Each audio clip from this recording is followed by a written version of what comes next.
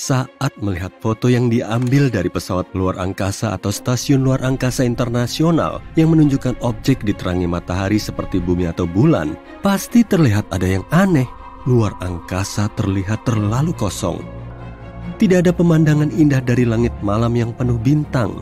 Pasti membosankan menatap bintang di luar angkasa karena langitnya selalu gelap. Pada siang hari, langit di planet asal kita berwarna biru karena difusi cahaya. Ini terjadi saat sinar matahari menembus atmosfer. Tapi kalau kamu di bulan atau di tempat lain di luar angkasa, takkan ada atmosfer untuk menyebarkan cahaya ini. Itu sebabnya langit di sana selalu tampak hitam. Tapi bukan berarti di luar sana tidak cerah. Kalau kamu melihat keluar jendela stasiun luar angkasa internasional, kamu akan melihat sinar matahari sebanyak yang kamu lihat dari jendela apartemen pada hari cerah. Bahkan mungkin lebih cerah. Saat mengambil foto di hari yang cerah, kamu mungkin menggunakan exposure pendek bersama pengaturan bukaan sempit di kameramu. Dengan begini, hanya semburan cahaya pendek yang bisa masuk. Ini mirip cara pupil kita berkontraksi di bawah sinar matahari supaya tidak harus menerima terlalu banyak cahaya. Dan karena di luar angkasa sama terangnya, prosesnya sama saat kamu memotret objek yang diterangi matahari. Dengan menggunakan exposure pendek, kamu bisa mendapatkan foto bumi atau permukaan bulan yang indah dan terang. Tapi artinya, takkan ada bintang di fotomu. Dari atas sana, bintang-bintang relatif redup dan tidak memancarkan cukup cahaya untuk muncul di foto yang diambil dengan pengaturan seperti ini. Planet kita punya langit biru yang perlahan menjadi jingga kemerahan yang indah saat senja dan fajar. Tapi kalau kamu bisa mendapatkan kesempatan untuk melihat matahari terbenam di Mars, yang kamu lihat adalah sebaliknya. Langit siang berwarna jingga kecoklatan yang berubah kebiruan saat matahari terbenam. Pertama-tama, Mars lebih jauh dari matahari dibanding bumi. Jadi, saat melihat matahari dari permukaan Mars, tentu saja pemandangannya terlihat lebih redup dan lebih kecil. Dan bukan hanya itu, matahari yang diamati dari Mars hanyalah titik putih kebiruan yang dikelilingi oleh halo biru. Atmosfer tipis planet merah ini mengandung partikel debu besar yang menciptakan efek bernama pembiasan Mie. Ini terjadi saat diameter partikel di atmosfer hampir sama dengan panjang gelombang cahaya yang dibiaskan. Efek ini menyaring cahaya merah dari sinar matahari, jadi hanya cahaya biru yang sampai ke matamu di Mars. Kenapa bumi tak punya cincin? Semua raksasa gas di tata surya kita, Jupiter, Saturnus, Uranus, dan Neptunus punya cincin seperti ini. Sedangkan planet berbatu yaitu Merkurius, Venus, Bumi, dan Mars tidak. Ada dua teori tentang pembentukan cincin di sekitar planet. Mereka mungkin hanya sisa material dari masa ketika planet ini baru terbentuk. Atau mungkin merupakan sisa-sisa bulan yang dihancurkan oleh tabrakan dengan objek antariksa atau terkoyak oleh tarikan gravitasi planet induknya. Raksasa gas terbentuk di bagian terluar tata surya kita, sedangkan semua planet berbatu di bagian dalam. Jadi, mungkin planet dalam lebih terlindungi dari potensi tabrakan yang bisa membentuk cincinnya? Ada juga lebih banyak bulan di wilayah luar tata surya, yang menjadi alasan lain planet-planet di sana punya cincin. Selain itu, planet yang lebih besar punya gravitasi lebih kuat. Artinya mereka dapat menjaga cincin mereka tetap stabil setelah terbentuk. Beberapa ahli meyakini bumi pernah punya sistem cincin. Sebuah objek seukuran Mars mungkin telah menabrak planet asal kita yang mungkin menciptakan cincin puing-puing padat di sekitarnya. Beberapa ilmuwan berpikir puing-puing ini tidak membentuk cincin, melainkan apa yang kini kita kenal sebagai bulan. Mungkin ada planet raksasa yang bersembunyi di tepi tata surya, jauh di luar Neptunus. Para ilmuwan menyebut dunia hipotetis misterius ini sebagai planet 9. Jika memang ada, bentuknya mungkin mirip Uranus atau Neptunus dan 10 kali lebih besar daripada planet asal kita. Ini kemungkinan akan mengelilingi matahari, tapi di bagian terluar tata surya, sekitar 20 kali lebih jauh dari Neptunus. Teori menarik lainnya mengatakan bahwa planet 9 sebenarnya bisa menjadi lubang hitam seukuran limau gedang yang melengkungkan ruang dengan cara sama seperti planet besar. Meski kita pernah mengira zat ini langka di luar angkasa, air sebenarnya ada di seluruh tata surya kita. Misalnya, kamu bisa menemukan di asteroid dan komet. Air juga ada di kawah bulan dan Merkurius. Kami belum tahu apakah ada cukup air untuk mendukung koloni manusia jika kita memutuskan pindah ke sana. Tapi kumpulan air seperti ini pasti ada di sana. Mars juga punya air di kutubnya. Sebagian besar tersembunyi di lapisan es dan mungkin di bawah permukaan planet yang berdebu. Europa, bulan Jupiter, juga punya air. Ini kandidat paling mungkin untuk menampung kehidupan di luar bumi. Mungkin ada lautan air cair di bawah permukaannya yang beku. Europa mungkin mengandung air 2 kali lebih banyak dari gabungan semua lautan di bumi. Neptunus ternyata hangat. Meski jaraknya 30 kali lebih jauh dari matahari dibanding planet kita dan menerima lebih sedikit sinar matahari, Neptunus memancarkan lebih banyak panas daripada yang didapatnya. Neptunus juga punya aktivitas jauh lebih banyak di atmosfernya, terutama jika kamu membandingkannya dengan tetangganya, Uranus. Kedua planet ini memancarkan jumlah panas yang sama, meski Uranus jauh lebih dekat ke matahari dan tak ada yang tahu penyebabnya. Neptunus punya angin kencang yang mencapai kecepatan 2.400 km per jam. Bisakah mereka menghasilkan panas ini? Atau mungkin karena inti planet atau gaya gravitasinya? Ada lubang hitam besar yang meluncur di luar angkasa dengan kecepatan 8 juta kilometer per jam. Para ilmuwan menemukannya menggunakan teleskop luar angkasa Hubble. Mereka meyakini beratnya setara 1 miliar matahari. Itu seharusnya berada di pusat galaksi rumahnya, tapi sejumlah gaya gravitasi mendorongnya. Pada satu titik, lubang hitam ini melepaskan diri dari galaksinya dan terus menjelajahi alam semesta. Untungnya, itu masih 8 miliar tahun lagi. Badai surya sangat kuat sehingga bisa membuat kita dalam kegelapan total. Pada Juli 2012, badai surya terkuat selama lebih dari 150 tahun meleset dengan tipis dari bumi. Ejeksi massa koronal atau CME adalah gelembung besar gas terionisasi. Mereka merobek orbit kita saat itu. Jika mereka telah menangkap planet kita di garis bidik, kita akan benar-benar berada di garis tembak. Kita akan menghadapi materi matahari yang meluncur ke bumi, merusak komputer, dan menyebabkan pemadaman listrik yang akan berlangsung berbulan-bulan. Badai surya yang mengejutkan menghantam kita pada 25 Juni 2022. Seorang fotografer berhasil menangkap aurora. Inilah masa depan kita. Yap, manusia sudah berhasil menduduki Mars dan bulan. Masalah kelebihan populasi dan kelaparan di bumi sudah terpecahkan. Tapi nggak lama lagi, ancaman baru membayangi planet kita.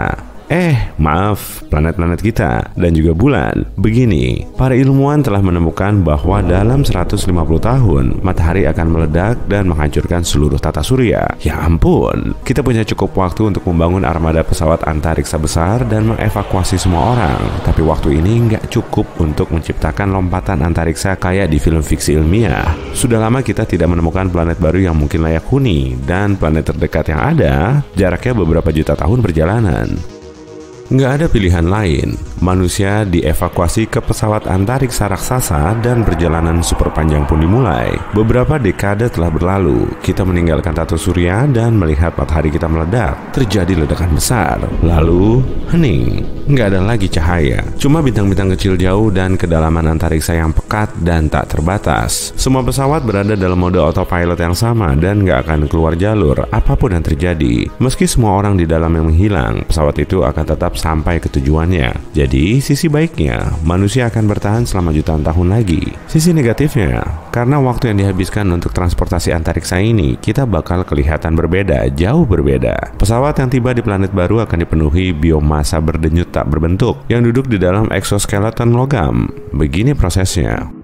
Tulang di luar angkasa makin melemah, begitu juga otot. Karena tidak ada gravitasi, tubuhmu tidak mengalami tekanan apapun untuk membuatnya tetap berfungsi normal. Astronot di Stasiun Luar Angkasa Internasional (ISS) melakukan banyak olahraga agar otot mereka tidak melemah. Oke, kembali ke cerita tadi. Ada pusat kebugaran dan mesin spesial yang meniru gravitasi di setiap alat transportasi antariksa. Tapi untuk menghemat energi, alat ini cuma dinyalakan beberapa jam per hari. Sayangnya, mau seberapa keras pun kita berolahraga, di luar angkasa itu nggak bakal cukup. Setelah 100 tahun pertama, tulang manusia menjadi sangat rapuh, sehingga apapun yang bersifat fisik bisa menyebabkan cedera. 100 tahun berikutnya, orang-orang kehilangan kemampuan untuk berdiri dengan dua kaki, tapi itu bukan cuma karena tulang yang lemah.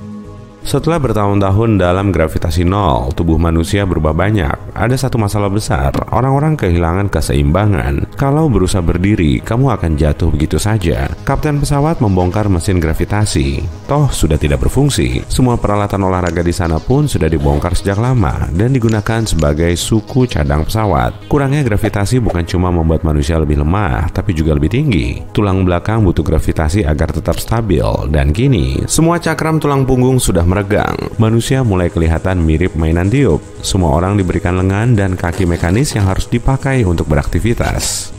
Merawat mesin, membersihkan kamar, membuang sampah ke luar angkasa, mengangkat barang apapun, semuanya harus dilakukan dengan lengan dan kaki mekanis ini. Waktu berlalu dan orang-orang menjadi makin tidak berdaya. Untungnya, setelan mekanik ini terus membaik. Sejak matahari hancur, mata manusia pun mengalami kesulitan. Di dalam pesawat, matahari diganti dengan cahaya buatan khusus yang juga mengeluarkan vitamin D. Karena secara keseluruhan cahaya jadi jauh lebih sedikit, pupil kita menjadi lebih lebar. Kemudian, setelah beberapa abad, penglihatan mulai memburuk. Tapi masalah ini dipecahkan dengan teknologi. Ada lensa buatan yang memperbesar cahaya dan mencegah manusia menjadi buta total. Pesawat didesinfeksi setiap hari untuk menghentikan bakteri dan mikrob berkembang biak. Tapi dengan begitu, sistem kekebalan manusia juga tidak perlu melawan penyakit apapun. Manusia pun lantas tidak bisa melawan apa-apa. Bahkan pilek biasa saja bisa berakibat fatal. Untuk sekarang, semua aman-aman aja, nggak ada kuman atau apapun di dalam pesawat. Tapi apa yang akan terjadi nanti di perjalanan? Di pesawat, jutaan tanaman tumbuh di rumah kaca khusus dengan air dan sinar ultraviolet. Tanaman ini menghasilkan oksigen dan menyebarkannya ke seluruh kapal. Tentu saja, oksigen yang ada nggak cukup untuk menyuplai jutaan orang, tapi setidaknya membantu untuk mengingat planet yang pernah kita tempati. Setelah berabad-abad hidup di pesawat antariksa, manusia telah beradaptasi dengan kondisi baru ini dan hampir berhenti bernapas. Paru-paru hampir hilang total dan manusia mengembangkan cara lain untuk mendapatkan oksigen dari air misalnya, atau tangki oksigen cair, dan lain-lain. Kita berubah jadi spesies baru. Tapi ada sisi positifnya. Rekayasa genetika berkembang setiap tahunnya. Setelan pendukung kehidupan lengkap diciptakan. Perangkat ini membantu gerakan, kekuatan, kecepatan, penglihatan, pendengaran, dan bahkan suara kita. Suara kita sekarang jadi makin lemah sampai-sampai cuma bisa berbisik. Untungnya, setelan ini punya mikrofon dan speaker internal. Nggak ada lagi makanan, cuma ada cairan yang dibuat khusus. Setelah sekian lama berada di luar angkasa, perut manusia nggak lagi bisa mencerna apapun. Mau segenggam kacang atau sekeping biskuit, lupain deh. Awalnya, makanan luar angkasa khusus punya banyak cita rasa, tapi seiring waktu, orang-orang lupa kayak apa rasa makanan-makanan ini. Akhirnya, perasa pun tidak ditambahkan lagi. Dan karena makanan baru yang hambar ini, reseptor lidah berhenti bekerja. Tak lama, manusia kehilangan semua indera perasa. Bagi sebagian orang, hidup ini tak tertahankan. Tapi mereka punya pilihan. Mereka bisa masuk ke kapsul kriogenik selama jutaan tahun. Lalu, mereka hanya perlu menunggu pencairan cepat saat pesawat akhirnya tiba. Tapi dibekukan selama itu sangatlah berisiko. Tak ada jaminan bahwa pesawat ini nggak akan menabrak meteorit besar atau objek lain yang lebih buruk.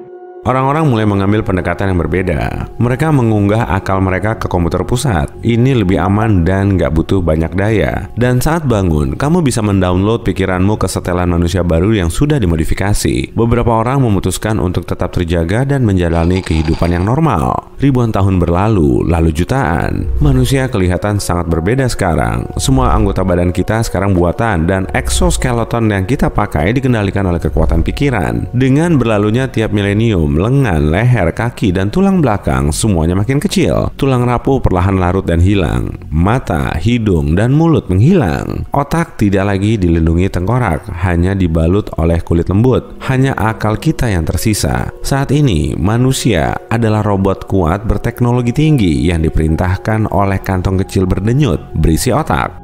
Sudah sekian juta tahun sejak manusia meninggalkan bumi, semua penghuni pesawat sudah lupa bahwa spesies mereka lahir di planet bergravitasi. Sejarah kehidupan bumi sudah menjadi mitos, legenda kuno. Kebanyakan orang percaya pesawat ini adalah rumah mereka sejak dulu. Itu sebabnya saat manusia akhirnya sampai di tujuan, nggak ada yang termotivasi untuk turun dan berjalan-jalan. Kehidupan di planet baru yang tak dikenal ini terasa merepotkan dengan pakaian luar angkasa, gravitasi, udara, bakteri, kuman. Butuh beberapa ribu tahun evolusi lagi agar umat manusia terbiasa dengan kondisi baru ini. Untungnya, manusia punya senjata rahasia, teknologi.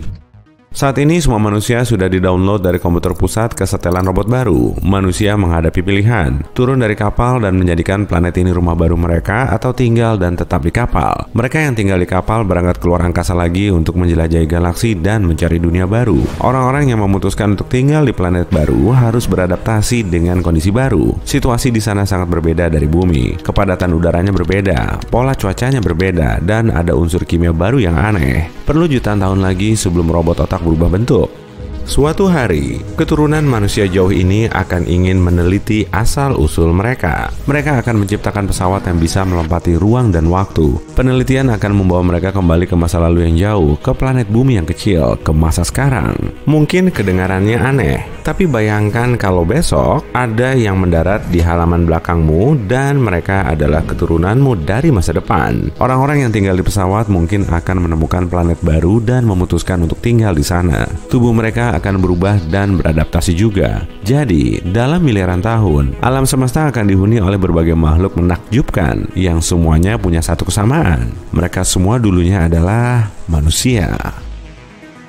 Banyak orang ingin pergi ke luar angkasa, gravitasi nol, pemandangan menakjubkan bumi dari satu sisi, dan area hitam tak berujung yang menyeramkan dari sisi lain. Ya, itu keren. Tapi jangan lupa bahwa perjalanan ini bisa menjadi mimpi buruk. Kurang oksigen, melayang di luar angkasa, dan tinggal di pesawat antariksa untuk waktu lama tanpa tahu kapan kamu bisa pulang.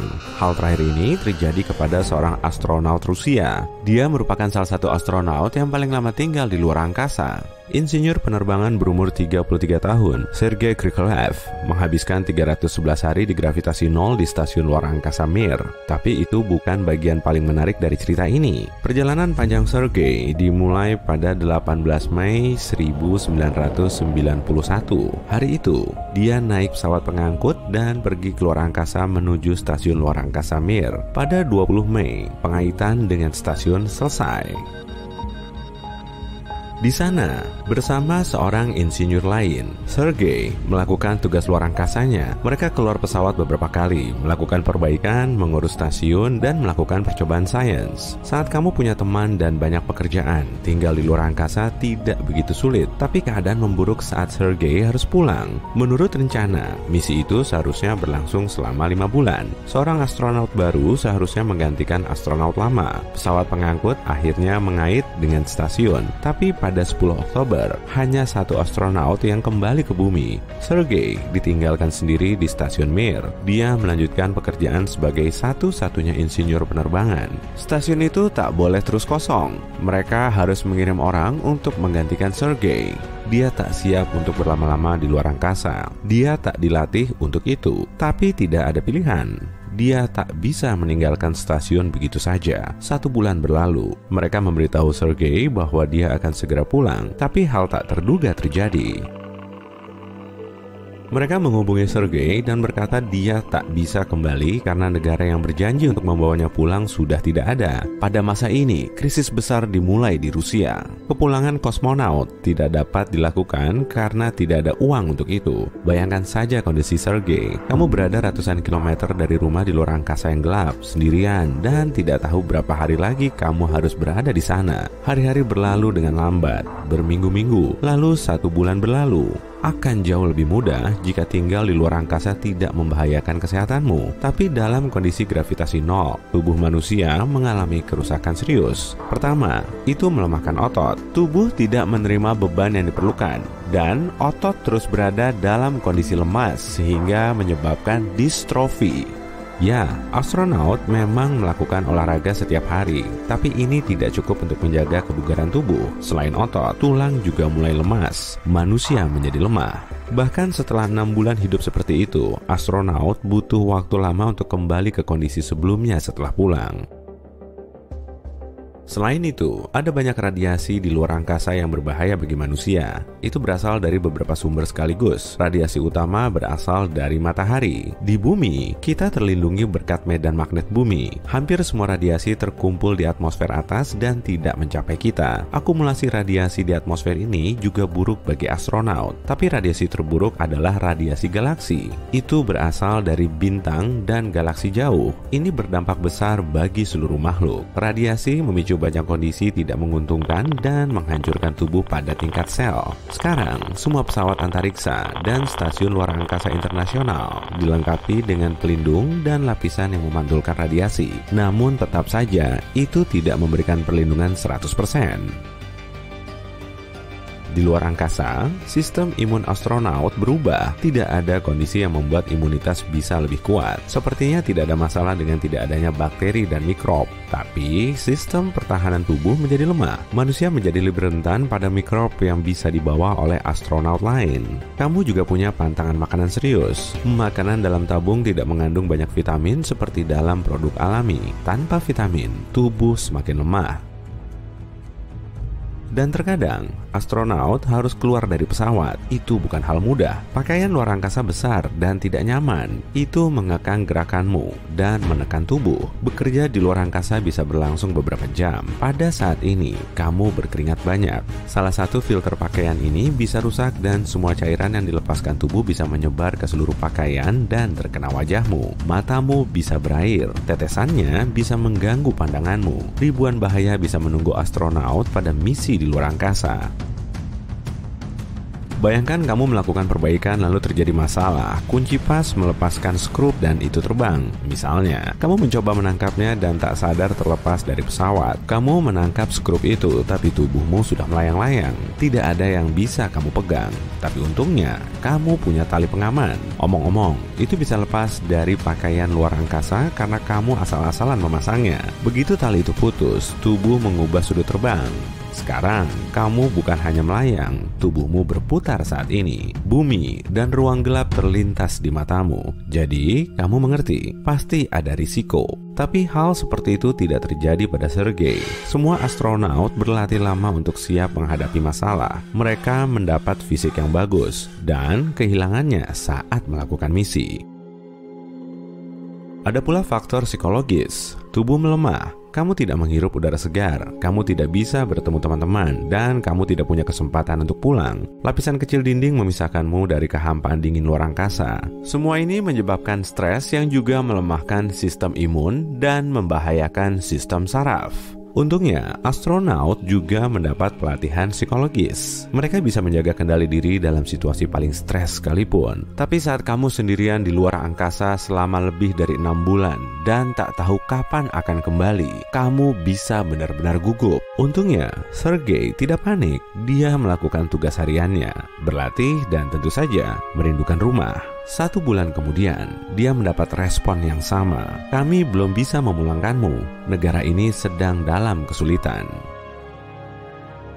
Dia merasa memburuk setiap hari. Kekuatannya sudah menipis. Dia tak yakin bisa bertahan hidup. Yang paling menarik adalah stasiun ini punya kapsul yang dikembangkan untuk kembali ke bumi. Tapi Sergei tidak menggunakannya karena tidak akan ada orang di stasiun Rusia menjual kursi stasiun ini kepada negara lain. Mereka juga ingin menjual Mir. Ini berarti Sergei harus menjaga stasiun ini tetap berfungsi. Misi Sergei berlangsung 2 kali lebih lama dari rencana. Akibatnya, dia menghabiskan 10 bulan atau 311 hari di luar angkasa dan mencetak rekor dunia. Pada masa ini, dia terbang mengelilingi bumi sekitar 5.000 kali. Akhirnya, dia menerima pesan yang ditunggu-tunggu. Dia akan akan pulang, Jerman membayar sekitar 350 miliar rupiah untuk tiket ke stasiun itu. Mereka akan mengganti astronaut Krikalev masuk ke kapsul dan terbang ke bumi. Banyak orang menunggu kepulangannya di sana. Kosmonaut itu mendarat dan semua orang bergegas membantunya. Dia terlihat sangat kurus, berkeringat, dan lelah. 4 pria membantunya keluar dari kapsul. Mereka membantunya duduk di jalan, memberinya mantel bulu, dan membawakan semangkuk kaldu. Sepertinya penerbangan itu akan berkesan pada hidupnya selamanya. Tapi kondisi jiwa kosmonaut itu luar biasa. 2 tahun kemudian, dia pergi keluar angkasa lagi dan menjadi kosmonaut Rusia pertama yang terbang dengan pesawat ulang-alik NASA. Lalu 2 tahun kemudian, dia salah satu orang pertama yang tinggal di Stasiun Luar Angkasa Internasional. Pada tahun 2005, dia melakukan penerbangan ke-6 dan terakhir. Dia pergi ke Stasiun Luar Angkasa dan tinggal selama 6 bulan, lalu pulang dengan pendarat. Setelah penerbangan ini, dia mencetak rekor dunia untuk total durasi tinggal di luar angkasa selama 803 hari. 10 tahun kemudian, seseorang mengalahkan rekor itu. Tapi itu lain cerita.